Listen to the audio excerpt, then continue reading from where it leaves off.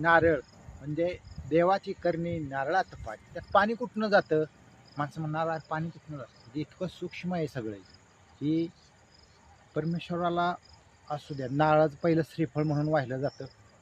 फळं फळं हे इतकं अनमोल आहे बघा. डॉक्टर सुद्धा सांगतात फळे खावा, पण कशी? बिना केमिकलची. मग ही कुठं मिळणार?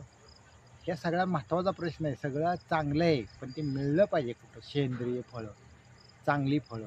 तर त्यासाठी आपली जमीन सेंद्रिय केली पाहिजे, सुपीकता वाढवली पाहिजे, वृक्षांची चांगली रक्षण केलं पाहिजे, लागवड केली पाहिजे.